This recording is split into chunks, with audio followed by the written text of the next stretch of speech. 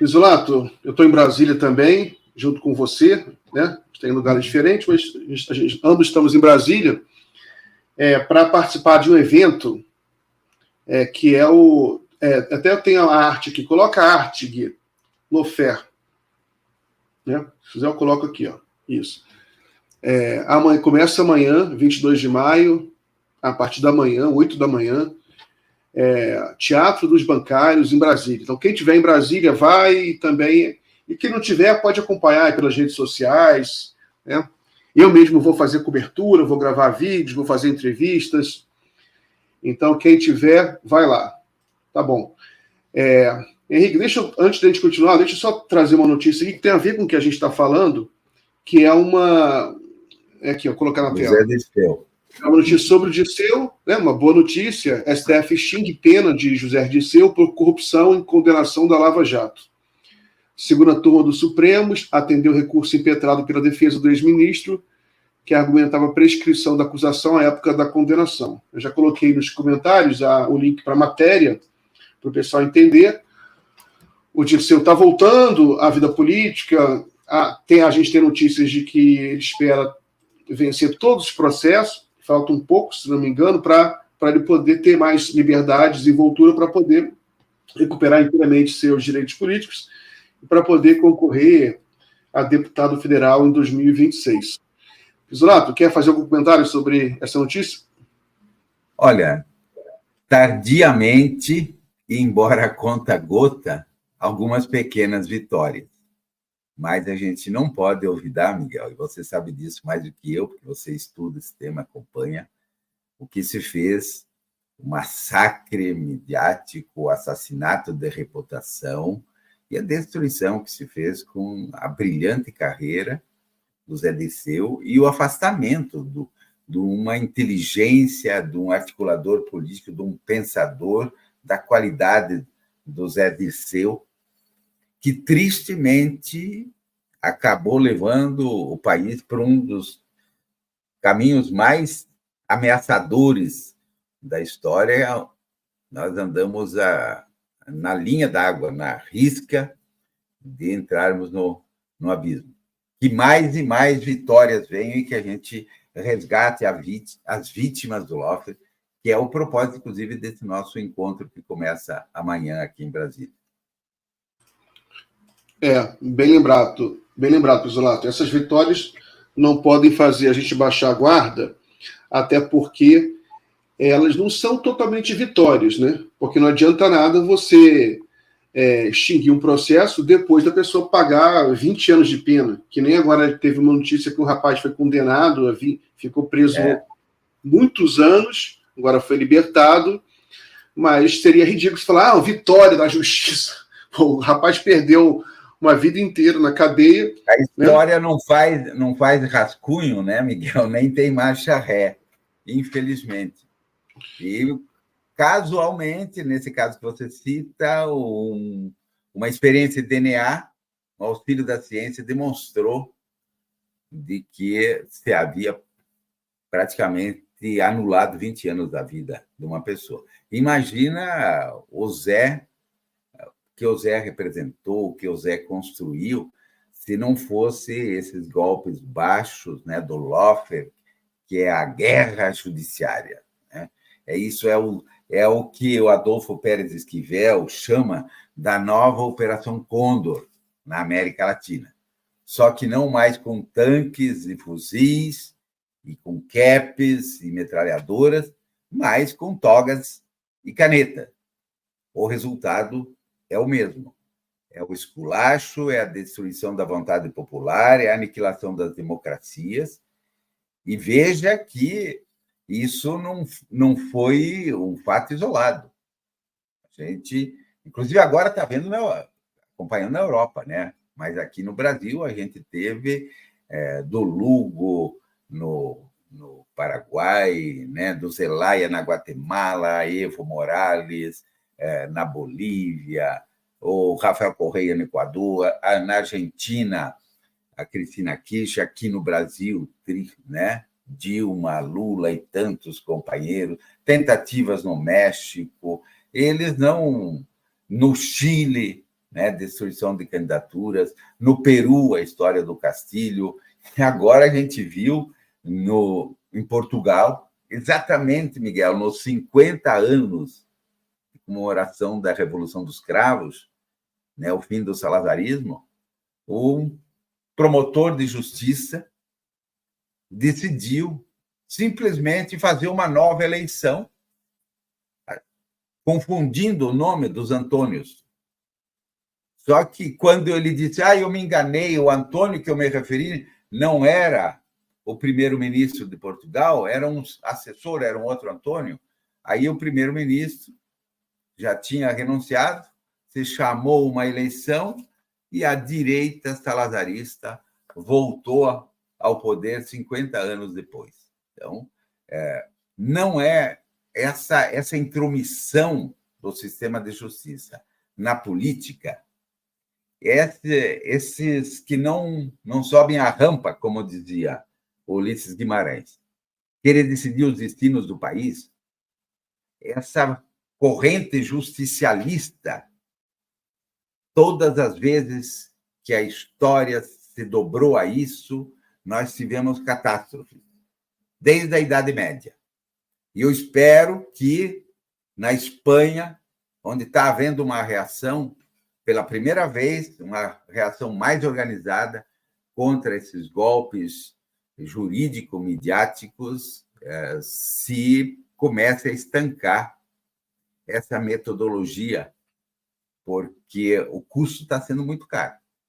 Nós estamos sentindo aqui no Brasil o que é reconstruir um país depois de toda essa destruição que o Inominável e os golpistas realizaram no Brasil. E não vai ser fácil.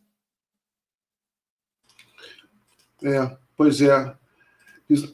Pizzolato, você sabe que o bolsonarismo, é uma avaliação que eu tenho, queria saber a sua opinião, ele é um filho direto do lawfare. Tanto que até hoje, sempre que o bolsonarismo se vê em crise, o argumento final deles é alguma coisa tirada do lawfare. Não, o Lula foi condenado, né? O Eduardo Bolsonaro lembra de um apelidozinho, apelido da Odebrecht, né? Tem esse ponto, né, que é a consequência política, e a consequência econômica também, que foi devastadora, né? O que você acha? Pois é, Miguel. Eu acho muita propriedade o que você diz.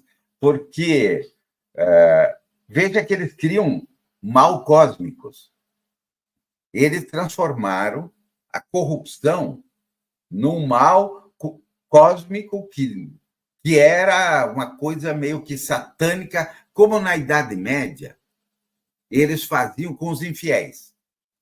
E o mais surpreendente para nós é que, à medida que a gente começou a estudar esse tema e pesquisar e entender que existe uma lógica, existe como que uma receita, um protocolo de ação, a gente ficou sabendo e tendo acesso a documentos de que essa tática, que começa praticamente em 92, numa conferência em Miami, onde praticamente participaram todos os países da América Latina, exceto Cuba, eles rediscutem as ações de intervenção na América Latina pelo esgotamento daquele modelo truculento, violento, torturador e sanguinário dos ditadores militares, dos Pinochets, dos Videlas, né, dos Médici, e dizem que há necessidade de manter a mesma estratégia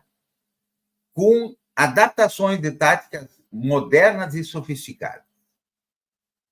E as táticas que eles passam a usar a partir de então é usar as estruturas do Estado para criminalizar o que antes eles chamavam dos comunistas. Eles fazem, então, um laboratório. Primeiro, eles tentam vincular a esquerda latino-americana às drogas, aos narcotraficantes, e você deve lembrar disso, e os companheiros e companheiras que nos acompanham, de várias tentativas que eles tentavam vincular com a história das Farc, mas não pegou, não deu densidade popular a isso. porque a cultura latino-americana não é uma cultura tão cartesiana como a cultura saxônica. Aí eles fazem um segundo teste, que é com a questão do terrorismo. Lembra que vem a época, e aqui, inclusive, o Brasil acabou até fazendo uma lei maluca aí, antiterrorista. Mas também perceberam que não é do sentimento latino-americano, e no caso do Brasil mais ainda, essa preocupação com bomba, com terror, com burca, que eles simplesmente, né, pulverizaram em grande parte do mundo e na Europa. Aí eles conseguiram encontrar o pingo de ouro deles, que foi a história da corrupção. E aí transformaram a corrupção no mal cósmico. E os combatentes da corrupção nos grandes arautos messiânicos e os salvadores da pátria, que agora, com as operações spoof, com as descobertas, com as revelações que vêm à tona, todo mundo sabe que não passavam de ídolos de pé de barro, farsantes, e eles, sim, verdadeiros corruptos, como a gente vê lá com a fundação do Dallagnol, em parceria com a Transparência e com toda a turma de Curitiba, mas que tem muita coisa ainda a ser revelada, porque também não está claro como as coisas funcionaram no Rio, com Bretas, ou em outros tribunais por aí. Até ontem tinha algumas notícias dos valores de depósitos judiciais ou de acordos de leniência que não estão batendo, que não estão tendo coincidência em contas de conta, e é coisa de bilhões, que ninguém sabe muito para onde foi esse dinheiro. Mas o que a gente sabe é que empresas foram destruídas, empregos foram destruídos, a economia do Brasil sofreu um dos maiores baques e dezenas e dezenas de vítimas foram sacrificadas. Um exemplo, há pouco você citou do Zé Dirceu, mas são mais de 2.000 vítimas no Brasil que tiveram a vida destruída e que amanhã alguns desses estarão conosco em Brasília, contando e falando o que aconteceu, o que fizeram com a vida deles através de denúncias falsas, através de divulgações e de queima de reputação pela mídia e, principalmente, a falta de perspectiva de futuro, porque essas pessoas estão aí, no escaninho da história, alguns em depressão, desesperados, outros sem nenhuma condição quase de sobrevivência econômica, profissional, e muitos, inclusive, amargando condenações em cárceres injustas. Então, é um pacote de maldade, é um pacote de crueldade e de falta de humanidade que a gente, nesse encontro, inclusive, está chamando autoridades públicas para construir, de forma conjunta, uma solução ou um resgate dessas vítimas.